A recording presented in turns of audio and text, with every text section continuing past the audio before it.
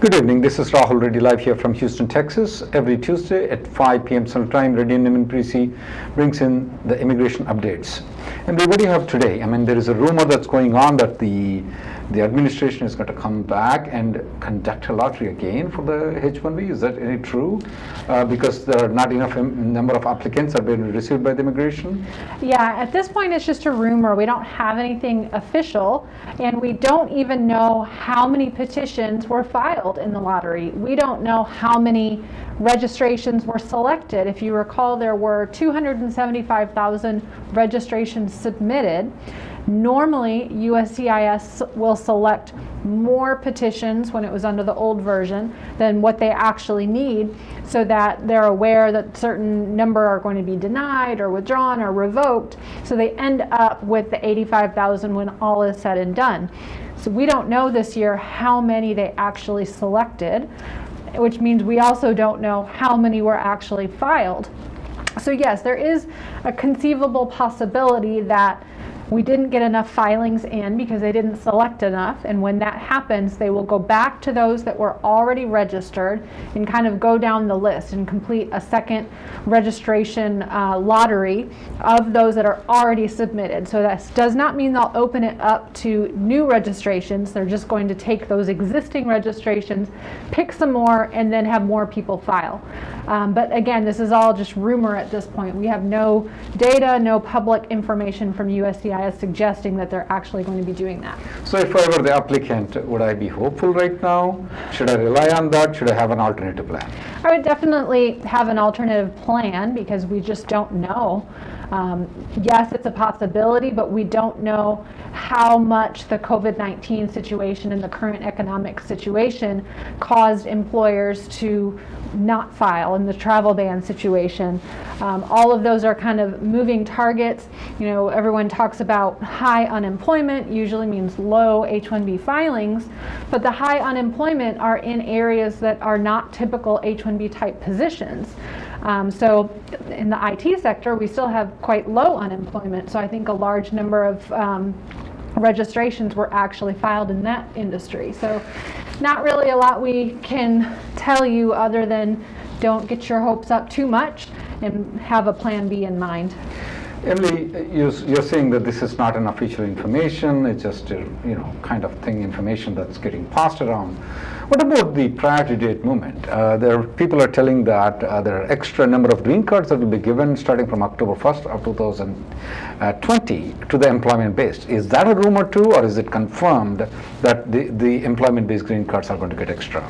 That is confirmed unless the law changes. So the normal law says that any unused family-based petitions that are not able to receive green cards to fill up the family-based quota. So you said that you don't have any information on how many H-1s have been filed, how many H-1s have been selected, how many H-1s have been selected, how many selected people filed. Now, you're telling that the unused family preference categories, do you have any official figure? Or how are you telling that they have not used it? Yeah, this came directly from Charles Oppenheim, the visa chief at the Department of State, and he's come out and told us that he anticipates 250,000 employment-based green cards will be available beginning October 1st because of the extra family-based green cards that are not able to be used this year. So this extra 110,000 green cards, 140,000 are already allocated every year. Will that be allocated? Do they still have to go to per country quota limit, Emily? Yeah, so those are still allocated into the different preference categories, EB 1, 2, and 3, in the same percentages as before. And they're also still, the per country limit is applied to that. So unless we end up not using up all of the worldwide numbers to where more become available to the backlogged countries, which is what happened in EB 1 right now. And then with the amount of backlog in EB 2 and EB 3 with the other country nationals, I'm expecting that more will go to Indian nationals and Chinese nationals, Emily. Because there shouldn't be that many people, applicants waiting, especially in the EB2, which was current all the way along, and EB3 is only backlogged a little bit for the other country nationals. So there shouldn't be much people waiting. So I'm anticipating that a good number of green cards will go to the people who are from the backlog countries, particularly Indian nationals. So out of the 110,000, a good number will go to Indian nationals is my expectation. So the priority date might come down, and please don't keep on asking us the expectations, when it will be, what it will be. On the dates, we are predicting that the priority dates for the EB1C should be current, but as far as EB2 and EB3 is concerned, though, we can't have a clear estimate on how the things are going to move out.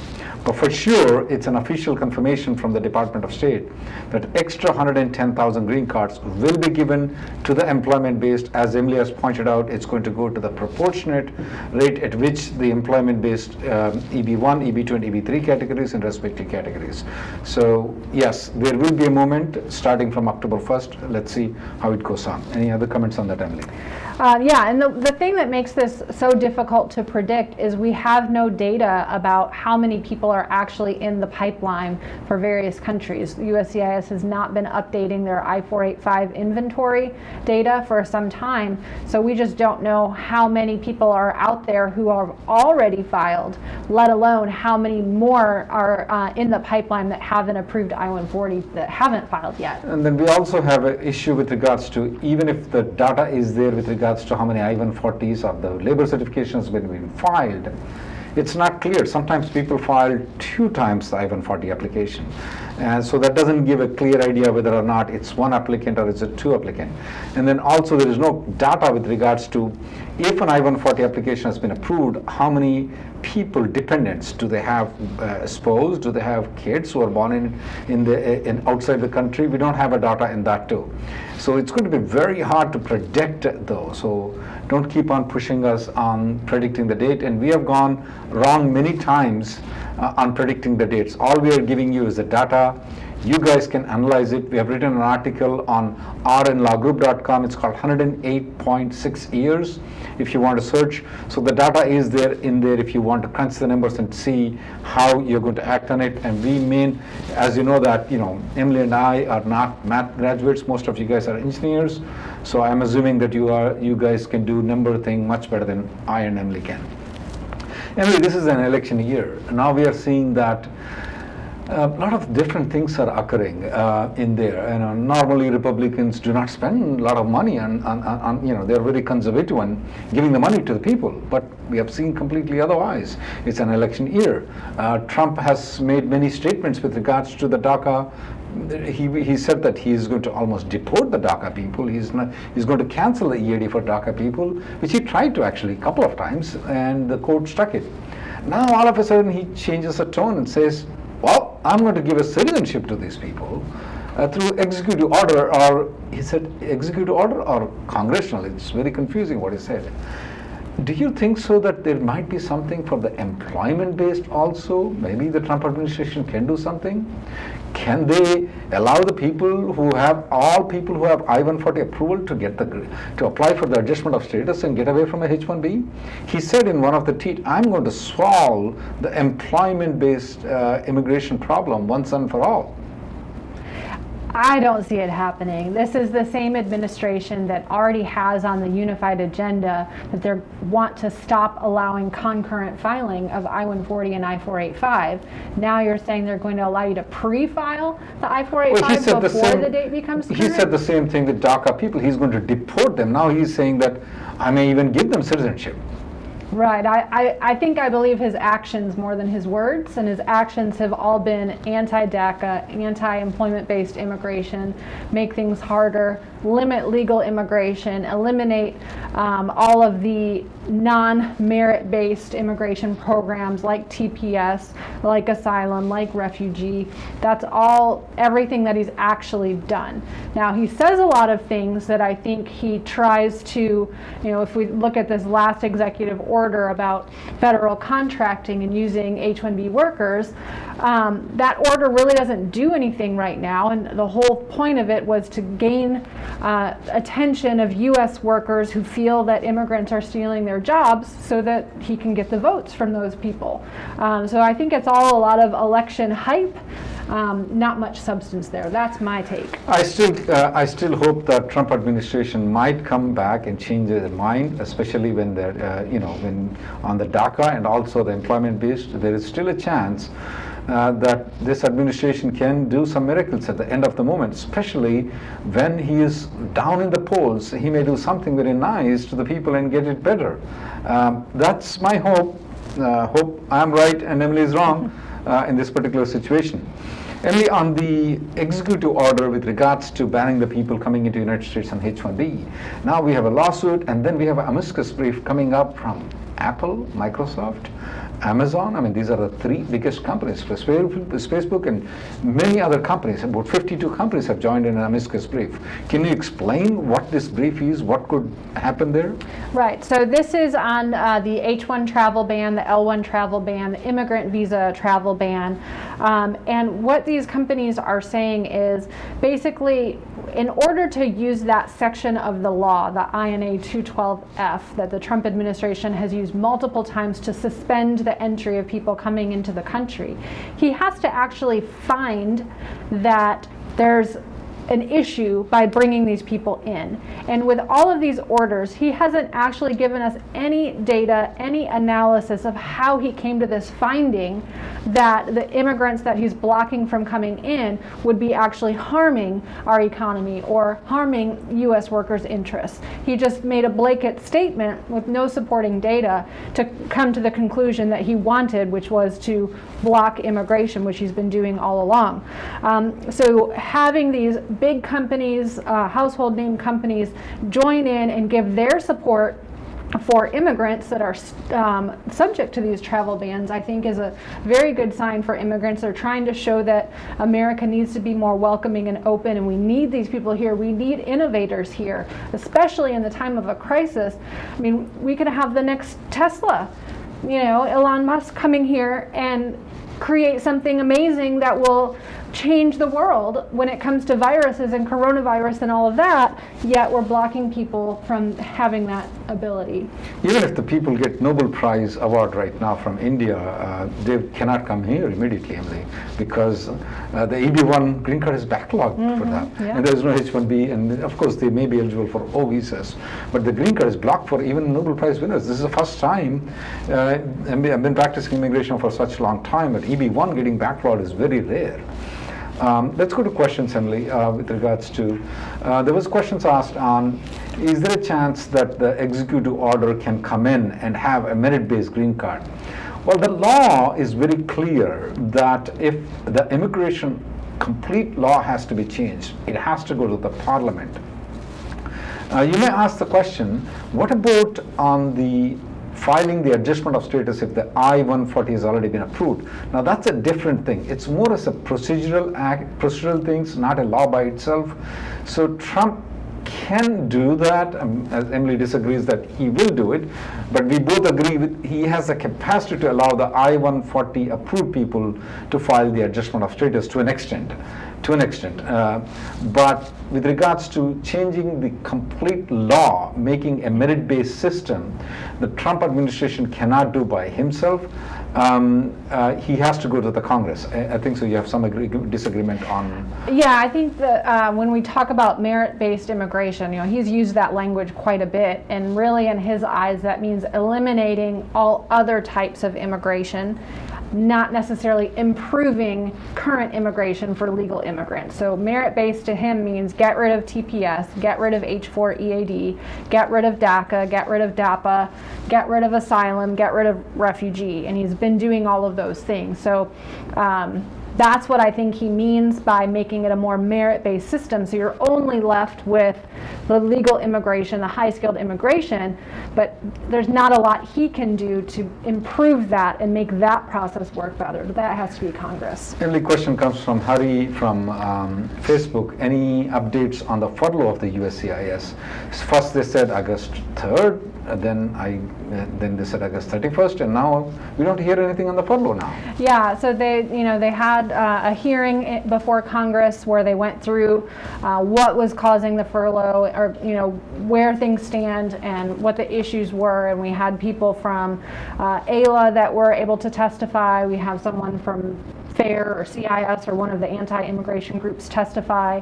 But we're still basically at a standstill. It all has to do with the funding, and Congress is not able to come to any kind of negotiation on funding for anything right now. They can't even extend the coronavirus aid, let alone USCIS. Now, that being said, we have till the end of the month, and usually these things work themselves out, maybe at the very last minute, but I'm hopeful that we won't actually see a furlough, because most people in Congress understand the importance of this agency, even if they don't like what they're doing right now. Mr. Daniel has this question from YouTube. He's asking a question: once he files the 485 application, if the priority date backtracks, that means if it retrogresses, will he has any problem in getting the EAD and AP approval? And can he file the extension of EAD and AP if the priority date backtracks after filing the adjustment of status? Mr. Daniel, yes. Your EAD and AP will be adjudicated and should be approved mostly without any problem, even if the priority date is retrogressed. And if your EAD and AP is expiring, you can file the extension even if the priority date is retrogressed, and they will adjudicate it, no problem whatsoever at all on that issue. Vanny from Facebook is on H-1B and unfortunately was laid off recently and wants to know if he's eligible for unemployment benefits. Unfortunately for H-1 holders, they're generally not eligible for unemployment benefits. You have to normally have an unrestricted work authorization to qualify for that, and because the H-1B is tied to a specific employer, you can't get the unemployment benefits that you would normally to supplement your salary, because you're not able to go to any other employer. You have to have an H-1 transfer filed. Rishi has this question from YouTube. I will take no money. I'm an H-4 EAD, will start opening a company, but I will make the money later on. On H-4 EAD, you definitely can do anything. You can open a company, you can market, you can make the money. However, though, if you are anticipating that on the day when you don't have an EAD, you're actually deriving some money at that point of time, I would recommend that you check with a lawyer before you take up any of those activities. There are some restrictions what kind of involvement you will have when you don't have an EAD. If you have a H-4 EAD, no problem. You can do any legal work, absolutely no problem. Of course, you can't sell drugs, and all those kind of illegal activities, but if you want to do any legitimate activities, you would be fine. But when the EAD is not there, when the extension is not there, what can you do at that point of time? I would strictly recommend that you check with a lawyer before you pursue any of the paths that you're thinking about. Ashray from YouTube wants to know about the long processing time for the H-4 EAD extension. It's been pending for 5.5 months. The spouse is going to have to stop working soon because they're not processing the application. Is there anything we can do other than just accepting your fate and continuing to wait? So our office has been, trying over the past year to expedite these EADs through federal court litigation, basically arguing that the delay in receiving these EADs is unreasonable under the Administrative Procedures Act. We've hit a snag in that litigation due to the COVID-19 situation, due to all of the biometric centers being closed. We're currently looking into other options, other strategies. The litigation may be a bit more complicated right now, but we are trying to work on that, and we'll be updating people as soon as we're able to get that filed again. Jyoti from YouTube wants to know what happens if a change of status is denied. Is it possible to apply for a B2 visa? It all depends on the timing. So if at the time the change of status is denied, your previous status is still valid, meaning your I-94 has not expired, then you may have the option of filing a change of status to B2 and having it considered timely filed. However, if your previous status has expired and then your change of status is denied, that puts you immediately out of status and you start accruing unlawful presence immediately as well. to file a change of status to B2, it's most likely going to be denied unless you can show that there was some sort of extraordinary circumstance that caused your delay in filing, because you technically did not timely file it if you file it after the denial occurs. So you may be able to apply for it. The bigger question is it going to get approved? And that all depends on if your previous status has expired. Someone has this question: can we change the address after filing the 485 application? Yes, Suman, you can change the address after filing the 485 application. There is a process for it. I normally recommend to file an AR11 and request them that you have a 485 application pending, and then you would be able to do that absolutely no problem. After filing the AR11, I would have you call the immigration service and check with them to make sure that they have got the new address, because sometimes if the address is not reflected properly, though, the notices and EAD cards and certain things will go to the old address. I tell my clients to call them. Normally they tell us to do it, but it takes a lot of time. It takes the same time for you to do it. I normally tell the clients to call and make sure that the address has been changed. I help them out in filing the AR11. I tell them to call after 1 week to make sure the address is properly reflected. Questions from Ramesh. Any idea when the embassies are opening in India? Embassies are not opening for full scale at this point of time. They are issuing emergency visas at this point of time, but not for all regular things. Carr has this question from YouTube. Are the biometrics open right now? Are they having appointment letters issued for the biometrics?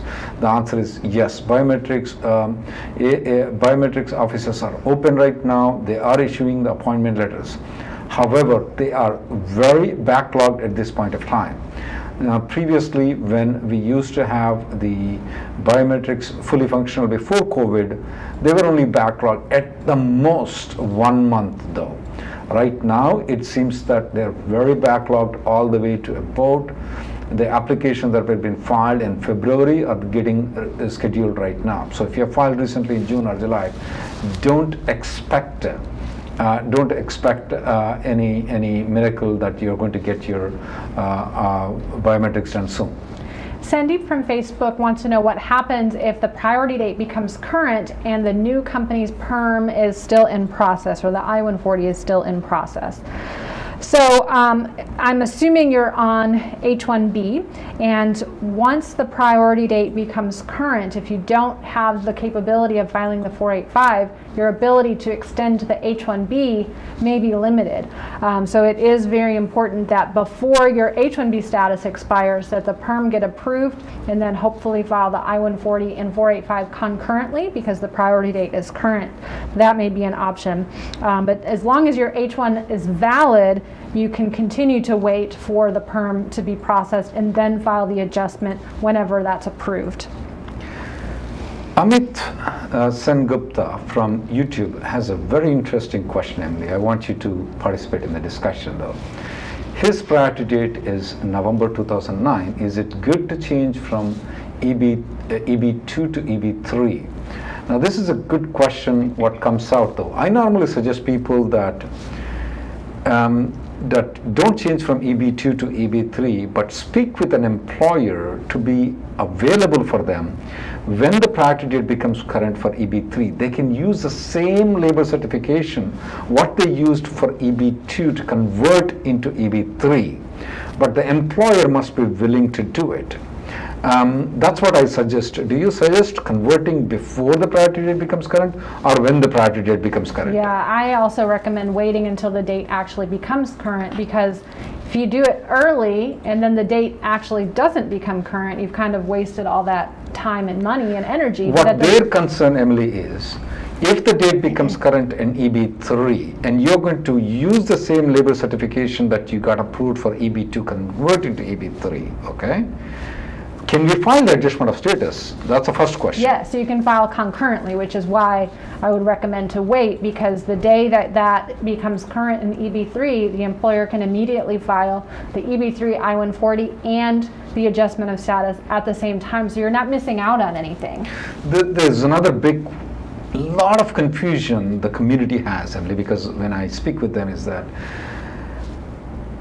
how can you use the labor certification that was approved long time ago? There is a 180 days window that you can file an I-140 once the labor has been approved.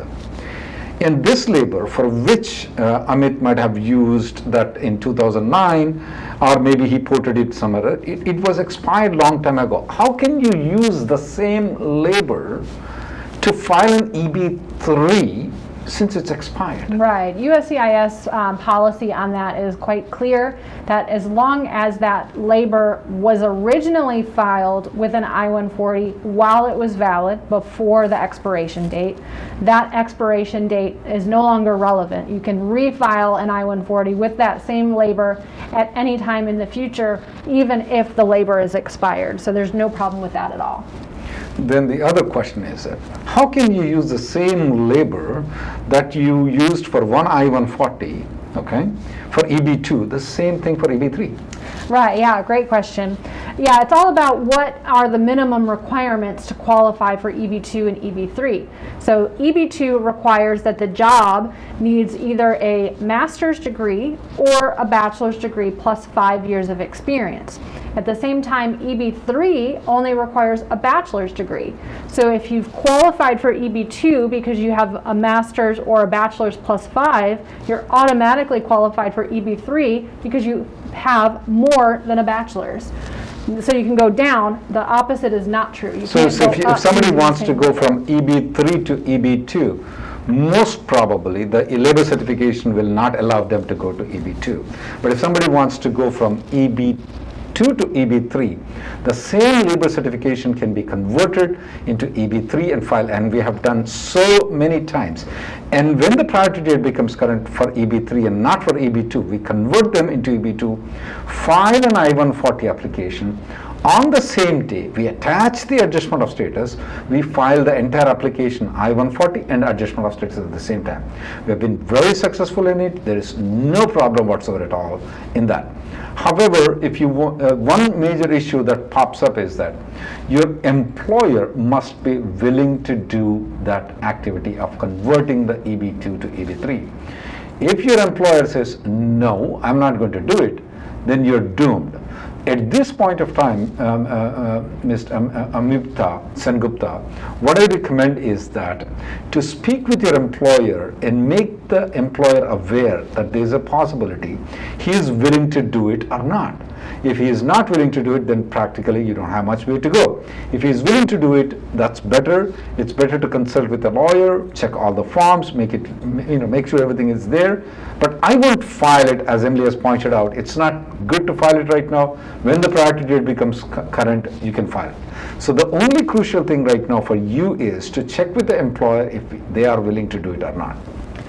Smith from YouTube wants to know how the job posting phase works in recruitment for the PERM and green card process when people are working from home. So there was a lot of concern about that because the Department of Labor basically came out and said, we're not giving you any new guidance about this. So everybody was worried about posting the notice at their office because you're required to post a hard copy physical notice if no one is actually working there to see it. At the AILA conference, American Immigration Lawyers Association, the Department of Labor in their open forum did come out and say that the posting process remains exactly the same. You can post it, and the Department of Labor is not going to be checking into whether the office is actually open or whether people are working there or working from home. It's not going to be an issue that's brought up in future audits as well. KV from Facebook has this personal question, not a legal question. He's asking, is it better to work a full time in US on H-1B or get a GC from Canada and wait for the green card, or move to Canada on a PR, which is permanent resident green card they call.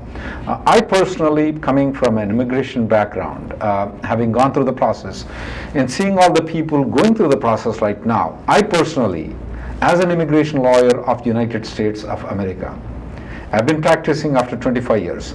If I were in your situation, Mr. KV, I would get a Canadian PR or green card, whatever you call it, and move there rather than struggle with the immigration lawyers here for a long period of time if you are from India, because there's a long waiting period for you to get a green card, I would personally choose to go to Canada rather than staying here. Chenkin from YouTube was previously on H-1B and moved to H-4 and now has the I-140 approved. Wants to know if it's possible to file a change of status back to H-1, except the situation is the I-94 has already expired on the H-4 and the extension is pending. So generally, when you file a change of status, you have to prove that you're in your previous status on the day of filing. Having a pending H-4 extension with an expired I-94, although you're lawfully able to stay in the country, it's not the same thing as being in H-4 status. So there's a very high probability that USCIS would deny the change of status portion, saying that you were not maintaining H-4 status at the time of filing. They would still approve the petition. You would then have to exit, apply for the new H-1 visa stamp when the consulates reopen and come back. I will say that I had a couple of cases where I filed the change of status, provided all of the H-4 documentation, and asked USCIS to actually adjudicate the H-4 at the same time they were adjudicating the H-1. One case it worked, the other case it didn't. So it's anybody's guess whether that will work every time. Jinesh has this question from Facebook. His cousin has filed H-4 plus EAD 2 weeks ago. He said B2, but I'm assuming it's H-4. H-4 plus EAD 2 weeks ago. And his cousin has been moving from H1 to H4, and his last day of 60 days ends today. Will it be illegal from tomorrow? If the USCIS has received the application, even if you have not received the receipt notice, even if the check has not cashed, a properly filed H4 extension will keep the person legally in United States. We are noticing that in some of the service centers, the receipt notice time is taking a long period of time. So once the USCIS has received, the person is in legal status. Any updates on the quota cases on the receipt notice? Did we receive all the things? Yes, so I posted an update yesterday on immigrationgirl.com. At this point, 95% of our cases all have their receipt notices. There's only about 5% that are lagging, and I expect we'll get the rest of those any day. These are the cases that were filed before June 30th of 2020. Mm-hmm. We are seeing a significant amount of delays because of the COVID and other situations that's going on. So not to panic when you did not receive the receipt notice. Previously we used to get in 1 week to 15 days, but now it's taking a long time for some cases. Manoj from YouTube is asking about a parent who came to the U.S. On a B2, and because they were not able to leave with all of the travel restrictions, already applied for a 6-month extension to extend their trip. Now, still cannot get the flight, still travel restrictions to go back to the home country, and wants to know what should you do. So normally we would almost never recommend filing a second B2 extension because it's most likely going to be denied, but in this rare situation you really have no other choice. If you can't leave, you need to make sure that you're maintaining, it's not exactly status, you're in a period of authorized stay. You need to have that extended period of authorized stay by filing another 6-month extension. That's really the only choice at this point.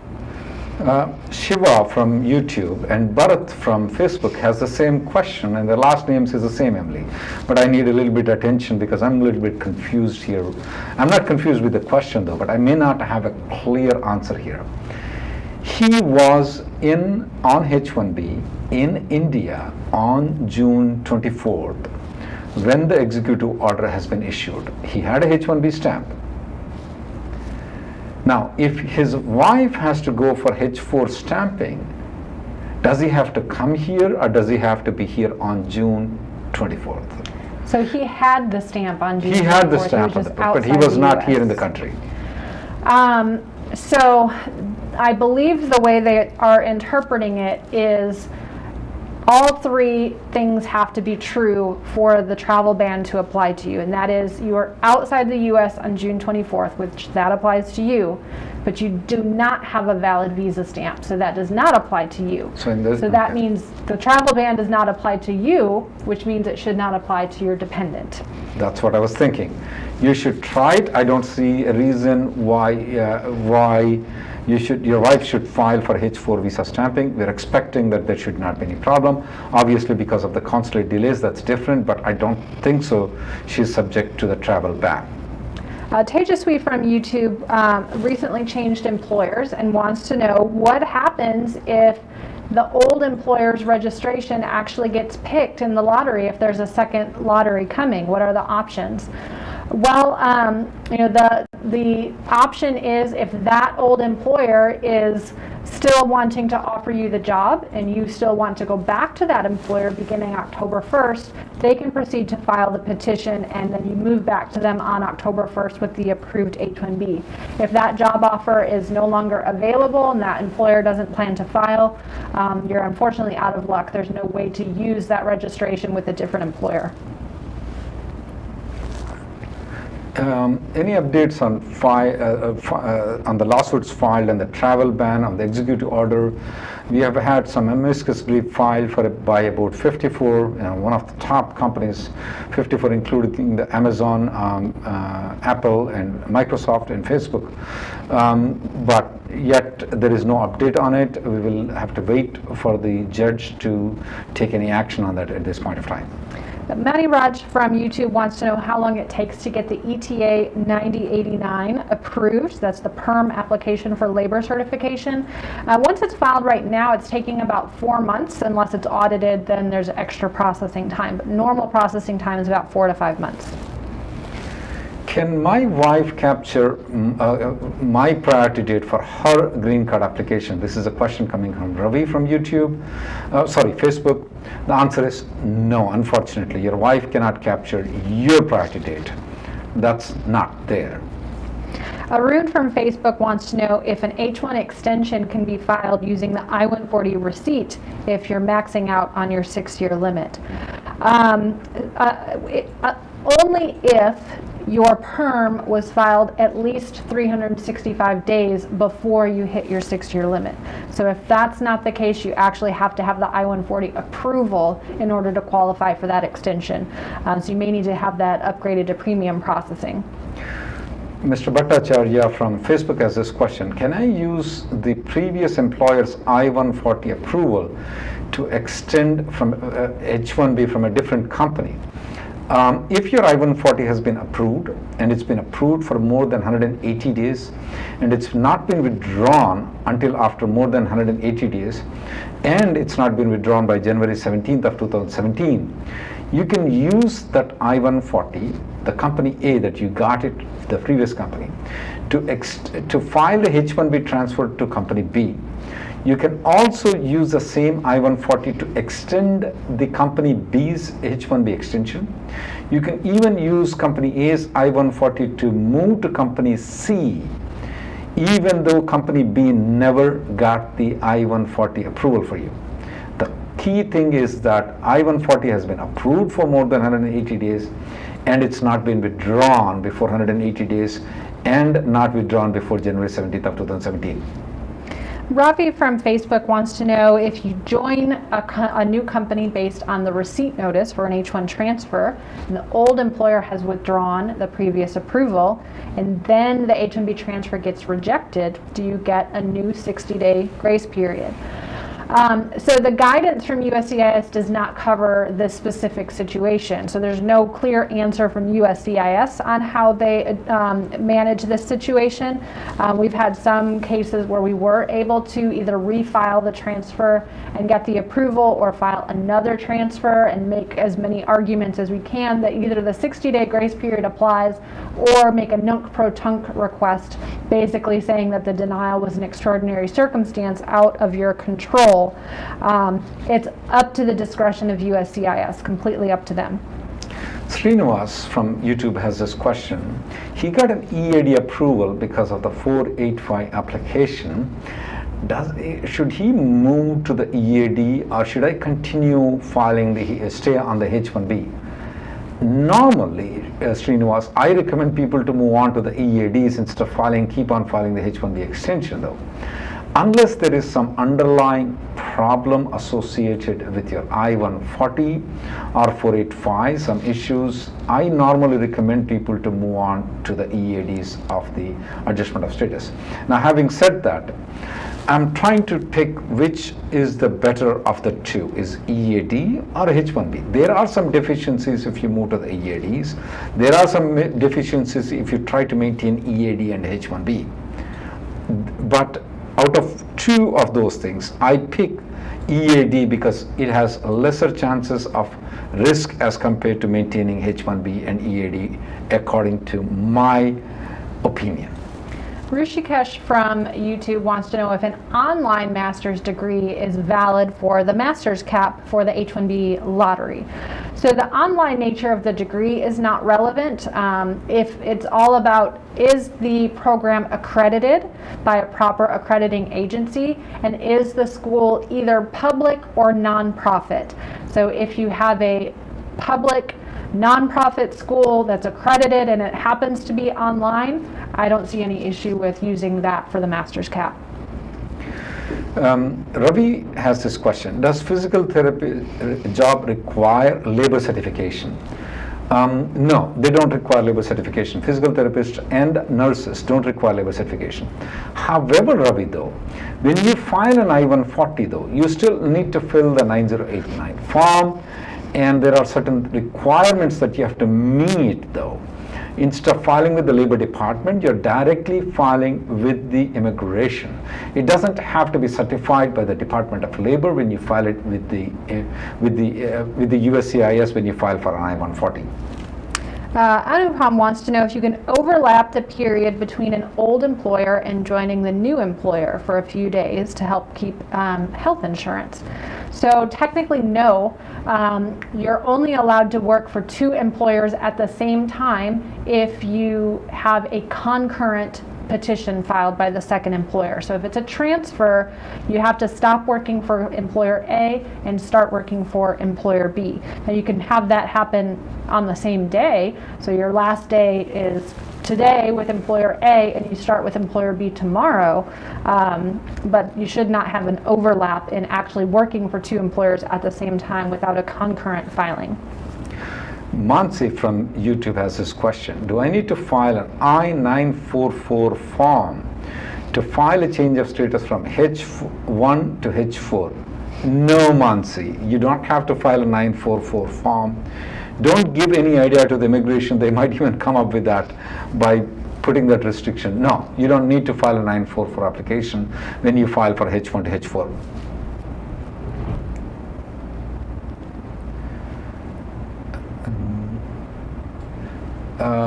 Jignesh is saying that he filed B2 plus EAD, not H4 plus EAD. So I'm a bit confused what B2 plus EAD. Did you hire any B2 EADs, Emily? Nope. No, we do have a compelling circumstances EAD. That's called I-140 compelling circumstances EAD. That's completely different. For that, it's not B2 EAD, it's compelling circumstances EAD. But no, we did not hear of B2 EAD. Maybe there are many different EADs that are allocated, but we are not aware which particular thing you are speaking about. Rishi from Facebook wants to know how much delay is happening after an RFE with the Vermont Service Center when the case is filed in premium processing. So we don't really notice much delay from either Vermont or California or Nebraska or Texas when it comes to approving the case after an RFE.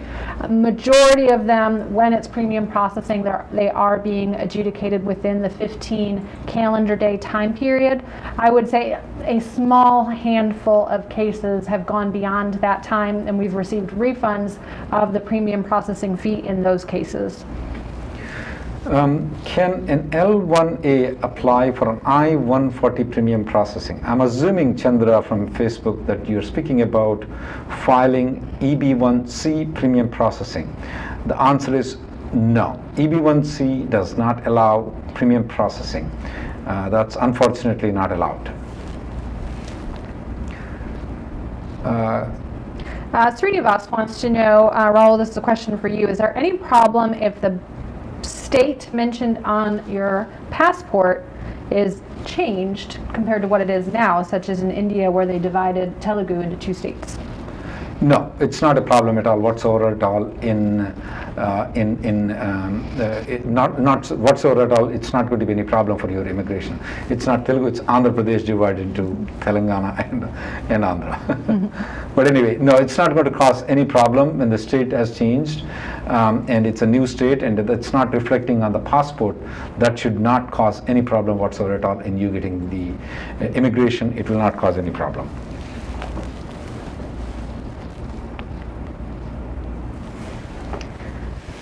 Rajib from Facebook has an interesting situation. There was a typo in his name on the PERM filing. Their attorney is planning on withdrawing and filing it again, because I'm assuming the advertisements are still valid. And he wants to know if the Labor Department has to acknowledge the withdrawal before refiling. Technically, that is the best way to proceed because there is a restriction on having a PERM pending for the same person for the same job at the same time, 2 PERM applications. Would you withdraw it? I would just continue it if the I name probably wouldn't have withdrawn it, but I don't know if it's too late for that advice. I mean, if there is a name spelling mistake in the labor, though, it could easily be corrected in the labor certification. If there is any other technical mistakes, it's a different issue. I wouldn't withdraw it from the labor certification at all. I would just continue because you withdraw it, this is not acknowledged, the confusion is going to cause a lot of problems. I have had, a lot of people, thinks that if something messes up with the name, it's going to be a big problem. Not at all. I mean, it does not create that big problems at all. So I would not withdraw the labor certification. Kaushal has this question: is it possible to switch from O visa to H-1B? Yes, Kaushal, from YouTube, you can do that thing. However, H-1B, you are subject to cap. So if you have not been on H-1B before, then you have to go through the lottery system unless you're going to a non-profit higher education institution which are exempt from filing the H-1B numbers. Bhargavi from YouTube wants to know if the H-1 extension is filed before the I-94 expires and then it's pending after the I-94 expires and then gets denied, when does the stay become unauthorized?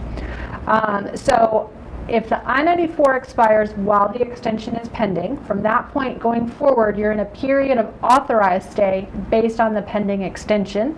If the extension is then denied, the day after the denial notice is when unlawful presence begins to accrue for the 180 days. It's not from the I-94 expiration, it's from the date of the denial. Richin Shah from Facebook has this question: what's going on the Senate 386 bill? Oh, this is a bad thing. I mean, this is politics, and this is, in democracy we have something good and something bad. In the presidential system, the way the Constitution is written here compared to some other countries, though, it's quite different. One of the major disadvantages here is the Senate. They do have something called, what do you call that, 16-member majority, Emily? The filibuster? Filibuster. It's not there in the Constitution. They made the rule by themselves, though. I believe that, according to me, that's completely illegal, but there's no way to challenge that in the court. So this filibuster allows any senator to put a hold on it. Initially, it was the Kentucky Senator Rand Paul who put a hold. They gave him some 5,000 green cards for the nurses. Then he took the hold off. Then we had the Georgia Senator who put a hold on it. And then we had Senator Durbin from Illinois who put a hold on it. And when he took the hold off, then comes the Florida Senator who put a hold on this one. And this has been going on. I've been seeing this form of a bill in one way or the other for a long period of time. I would say from 2000 onwards, I'm seeing in one way or other this kind of bill going on, and the fight is going on. And this bill particularly takes the discrimination off, treats everybody equal. It's not giving any preference to Indians. So I would still want all of you guys to contact the Florida Senator, write him a letter, explain them very clearly that what this bill will do for you. I mean, what are the things that you're contributing to this country? Where is your family? Where do your kids go to? Do you have a home mortgage? Where is your job? What is your spouse to? Write a letter, very detailed letter. It's don't just copy the things from immigrationgirl.com and then send it to them. You can copy the content of it, I mean, to an extent, but don't just write your story more detailed though. This is a long fight we have to go. This is a marathon run. We may not expect miracles, but keep fighting. It is very good. Senate 386 bill takes all the discrimination off, treats everybody. So it's still there, holding in the Senate. I request you to keep fighting on that. Sai from YouTube wants to know if he can apply for his wife's H-4 EAD while her H-4 extension is actually in progress right now. So the technical guidance from USCIS is they want you to wait until you have the H-4 extension approved and then file the EAD application.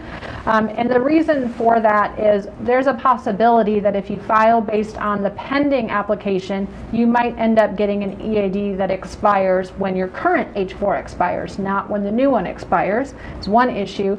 The second issue is you might get an RFE on the EAD application asking for the H-4 approval notice. So that just adds more delay to the process. So sometimes it may be safer to wait until you actually have the H-4 approval notice. If you want to give it a try, there's no harm in filing it. Just know that you may have to file it again, so you may waste filing fees on that. Shailu from Facebook, I think so I would call this question as a question of the day. She's here on H-1B visa. Her husband is in India, stuck on L1A, and his EB1C I-140 has been approved. And due to the executive order, I guess, he's unable to come into the United States on L1A. Can he apply for the H-4 and come back to the United States, and then apply for the adjustment of status on EB1C? Absolutely, yes, he can do it.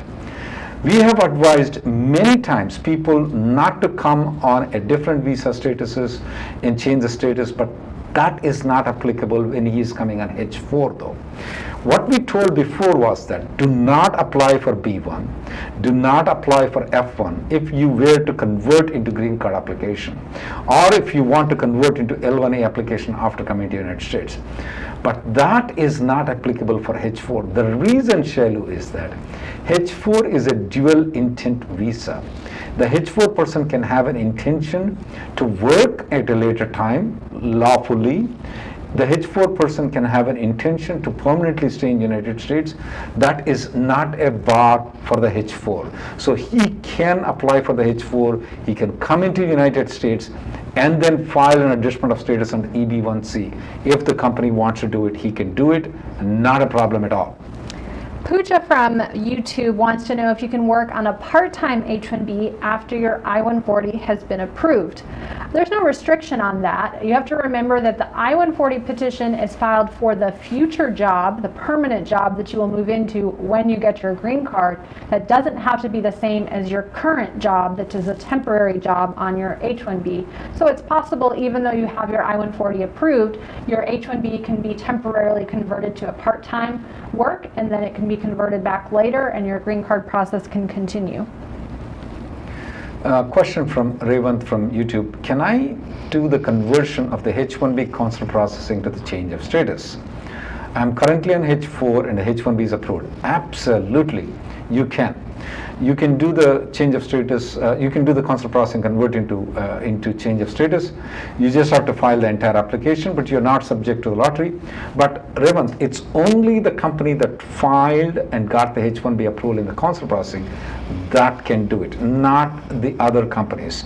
You go to company B, they cannot do it, only the company, because you're still technically not counted towards the H-1B number until your H-1B is stamped in the passport or you have a 994. So the existing company can do it, but not the other company. Miraj Sundarai from YouTube has his question. His labor certification process is pending, that is 9089 form is pending. Can he travel? Will it cause any problem in getting the green card? I'm assuming your all other things, you have a visa stamping and all those things are safe for you. The labor certification pending is not going to cause any problem whatsoever at all. If particularly you're traveling on either H-1B, H-4, L-1 or L-2, it will not cause any problem for you. Sam from Facebook has a cousin whose priority date is current, and he submitted an RFE response on the 485 and wants to know, this is a long pending application, wants to know how many days it might take to get the approval of the green card. So I'm going to assume that filed the 485 a long time ago, when the date was current, now it retrogressed, and now it's back to being current, and you got an RFE for like a medical exam or something like that. So if it's a simple RFE, my experience has been they respond quite quickly after you submit the RFE response, sometimes within 30 days or less, maybe 60 days. They are aware that the clock is ticking and they have to use up all these green cards by September 30th. So we're seeing the processing by USCIS for long pending cases has been quite fast in my experience. For Sharada from YouTube, her I-140 has been approved for more than 180 days. Can she leave the country and come back after 5 or 6 years without subject to the H-1B lottery? Sharada is already on H-1B right now, I'm assuming. Absolutely. You can come back after 5 or 6 years. No problem. You can come back after 7 years, 10 years, 20 years. Absolutely. If the prior date is not current, you can always come back and not a problem at all. We have seen that, we have done that very many times and not a problem at all. Mofadi Izzy from YouTube has this question. Can I travel from USA, can I travel to USA from Canada on B1, B2? If you're trying to travel through land though, there are some restrictions on land travel. As far as the air travel is, that means if you're flying, there are no restrictions. You can come here into the country on B1 and B2, no problem. Rupayan from Facebook has this question. Is it taking longer time for PERM processing nowadays? We are not noticing any much longer time. It's about 3 to 4 months right now, about 4 to 5 months I would say. But there hasn't been any significant delay in the PERM processing at this point of time. Ramesh from YouTube says his employer closed their office in the current location and asked him to relocate, and wants to know if it's possible to file the 485 based on the current location. Short answer, it very much depends on the situation. So if your I-485 is based on a PERM, where the labor market was tested by recruiting and going through that whole labor certification process, and your new location is in the same general commuting distance from the old location, then that kind of change in address should not impact your ability to file the 485. However, if your PERM was processed here in Houston, for example, and your employer is closing the Houston office and wants you to move to New York, you cannot file the 485 based on the work location in New York. The labor certification is no longer valid for that new work location. You have to start the process again, but you can retain your priority date. Sandeep has this question. Can I transfer a new H-1B, that means he got H-1B approved in the quota, to a different employer before October 1st? How does it work? Technically, you're not on H-1B until October 1st. So you cannot transfer it because you're not on H-1B. I would strongly recommend that you transfer it on or after October 1st, but not before. There are some problems if you try to transfer before. The previous company can withdraw it. That may have very negative consequences. The USCIS might say that you have never been counted towards the H-1B number because your H-1B has been withdrawn before October 1st. So a lot of times when people have issues, these kind of things, where if they lose the job by any chance though, I would strongly recommend that you contact a lawyer, because it's better to strategize the things when you are going to file a transfer. If the company does not withdraw, it still will be on or after October 1st, not before that. All right, I think we're about out of time for today. Thank you so much for joining us this week. If we were not able to get to your question, you can always join our daily conference call. That's a free service that you can dial into to get your questions answered.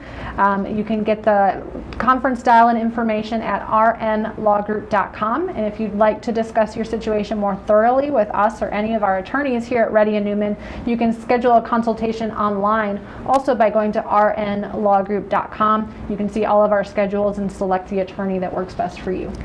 Thank you very much. Don't forget to like and also subscribe to our news channel. Thank you.